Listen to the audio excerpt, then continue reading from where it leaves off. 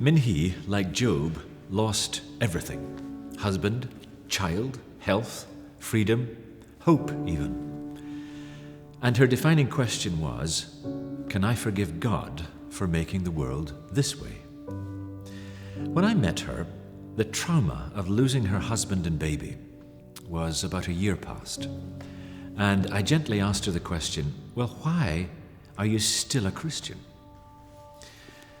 And she had two answers, which contained so much of the mystery of faith. This was the first one. Because my Lord died young and alone, in excruciating pain, without knowing why either.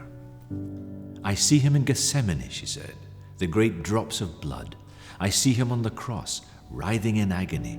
Most of all, she said, I hear him on the cross. Why have you forsaken me? An anguished, strangled cry, dragged up from the deep pit of abandonment. And she began to weep. She said, it means so much that he suffered just like me. He shared it. He shared it. It's true. Even Jesus on the cross asked why. And God, for all his immense power, knows how to share our suffering too. He has sent us his Son to die to show us that we can never again believe the lie that he does not love us. We can always be sure we are the objects of his tender love because he came. And in a sense, that's a comfort that was not available to Job, but it is to us. Here was her second answer, and this is classic Job. She said, because I have gradually come to see that God's care is everywhere in the world if I can see past my own suffering. And she gestured to the Christian family who were nursing her and sheltering her at great risk to themselves, because the Chinese authorities required every North Korean refugee to be turned in and sent back. And this family refused, hiding her, even though it would mean great trouble for themselves.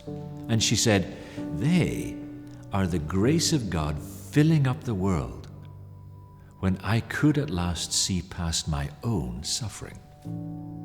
Suffering is hard to take, but it becomes harder when we shrink it down to our cancer, our pain, our loss. And God is the lifter up of our head. Look at the whole world, he whispers. See all these gifts and wonders, these stars, these flowers, these clouds, these animals, and be assured that since I care for all this, why would I not also care for you?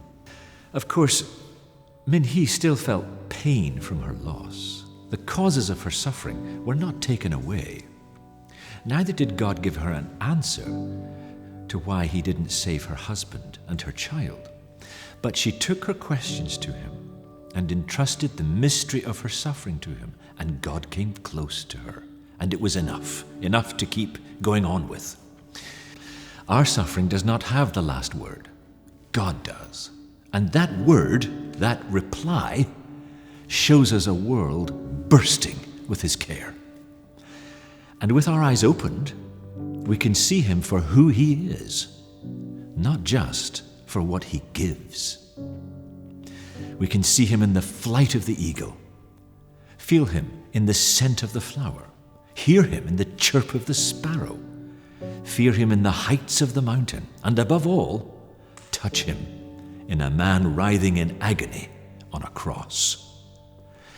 And seeing all that, seeing him, will get us through despair to dignity, through doubt to destiny, through fear to faith, through blindness to sight, through darkness into the light.